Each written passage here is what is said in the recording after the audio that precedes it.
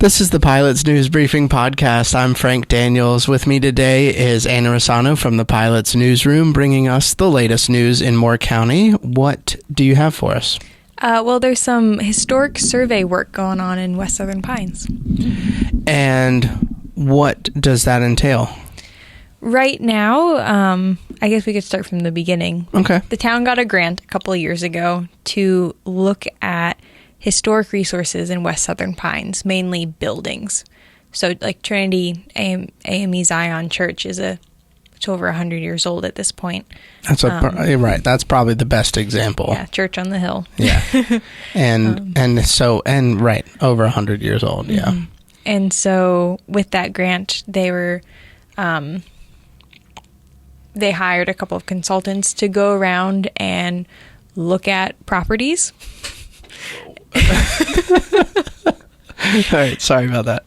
To look at properties and see if they're historic, if they have any kind of significance to the community itself, but then also significance to be put on the National Register of Historic Places, which is a listing held by I think it's the National Park Service. I believe so. And it's just an honorary title thing. You could put a plaque on your building probably with it. And if your building's deemed historic, there's some tax credits involved.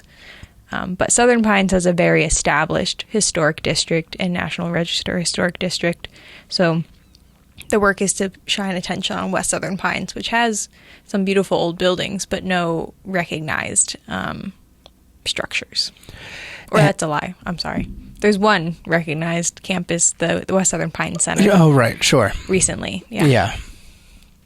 Yeah. And so what did that consultant find? What did that bring about? Any action come from that? So they're still doing the work right now. The first part of the work was to do nominations for 3 structures that had been studied already. There's kind of a process before you can get to the National Register. But those properties were the Trinity AME Zion Church, the former Amos Broadway Theater, and the Our Lady of Victory campus, which is where the E.S. Douglas Center and the Coalition resale shops are. And so 2 of those have been finalized and are going up to the folks who vote and say yay or nay on the historic structure, on putting it on the list. And which one is it? I'm not sure. One of them is the nomination's almost complete. It might be the Our Lady of Victory campus. Okay. Don't quote me. It's in the story. Yeah, okay. Which you can, of course, find on thepilot.com. Yes. And then the work that's going on right now is they are actively walking around walking through the neighborhood of West Southern Pines and looking at structures, okay, deeming if they're historic or not, and talking to residents to understand why something's important. Because West Southern Pines was once a thriving independent town, and it's mostly a residential neighborhood. Mm-hmm. And right, not just aged historic, not just the age of the building, but whether they are, as you say, deemed of some importance to the community. Mm-hmm. That's one of the thresholds of the register, right? Mm-hmm. Yep. And so does that lend itself to a timeline, or have they discussed that? Because you were at a meeting recently, right? Yes, last Thursday.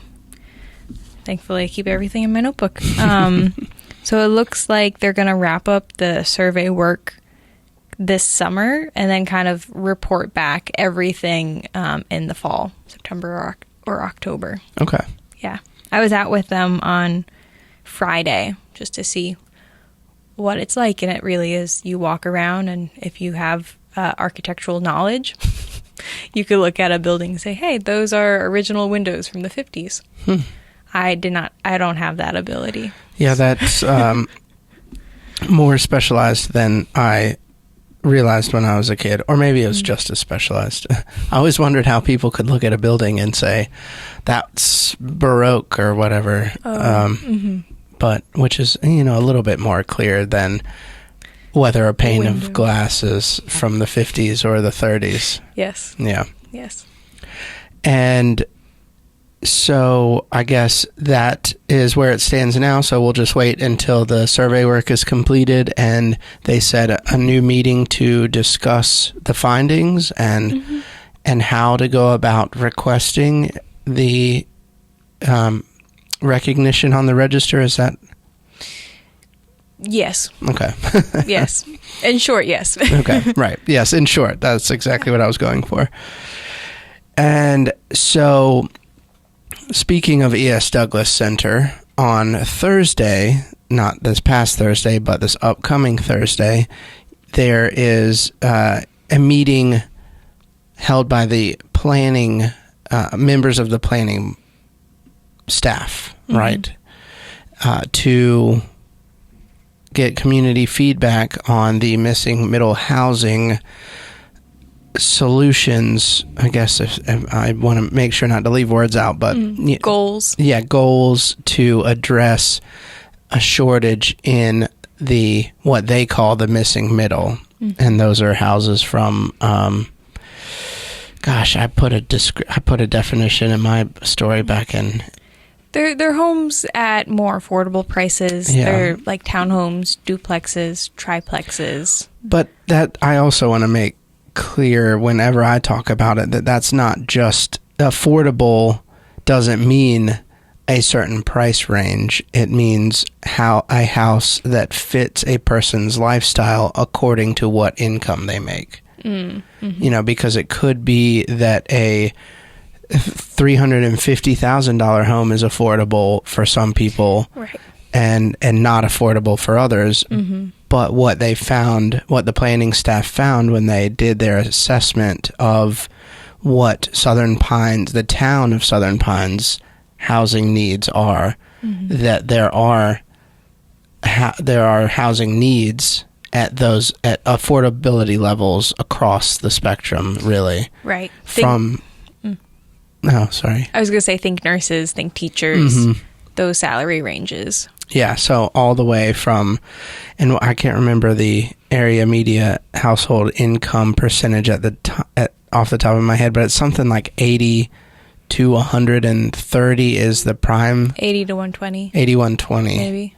So that is what some people might think of as approaching like quote unquote affordable housing, or what I typically hear people calling quote unquote affordable housing, which is that lower income level housing. But then, 120% of a MHI, area median household income, is something like a person could afford on a salary of like $60,000 a year or something like that. Yes, affordable. That term has a lot of definitions. Yeah. But I think kind of a hard and fast rule is something's affordable. Housing is affordable if it's not more than about 30% of a person's income. Right. If it's, and I also would stress that 30% is that upper threshold. I mean, I think in their report they put 29% or 28% or something is actually the recommended upper limit of affordability. Yeah. But that's the upper limit. So something in the range of 24% of annual salary or income would actually be really affordable.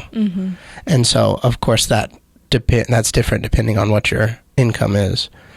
But again, there are a range of housing costs that are short across a range of affordability levels. Yes. Yeah, I was trying to say it in a different way, but I think that's clear. Yeah. And so, right, as you mean, in housing, it just means what is actually literally affordable to a person according to their income. And so they are looking for input from people on the goals that they've set to try and address those shortages. And like you say, some of that's duplexes, and then and other what do they call the home styles that are not the big multifamily homes? That's a big kicker. What's the word that they use for like a couple of houses on a property? Accessory dwelling units. Well, accessory dwelling units also, but like with a shared courtyard. Oh, I think there's a lot of different terms. Okay, but yes, a lot of different housing styles that increase density without getting into, as you say, that multi-family, large-scale apartment units. Mm-hmm. And then there were a couple others, right? What are the other goals that they're trying to reach? How about you check out Anna's story about the upcoming event on Thursday, yes, which they would love to have. The planning staff is seeking feedback on some of the goals that they've developed through collaboration with stakeholders, affordable housing authorities and developers and construction firms, and that's at 11 a.m. on Thursday, right? I think 11 to 1. 11 to 1 at the E.S. Douglas Center, and that's May 1st, right? Yeah, that's May 1st. Sure. Wow. Yeah, crazy, right? Happy May. And if you... and so check that out at thepilot.com. That's Anna's story on, what is it called? Southern Pines Seeks... Missing middle... I don't remember the headline, but... something about missing middle, Southern Pines. Yeah, missing middle housing. Meeting. And then if you have questions also for Anna about her story on the historic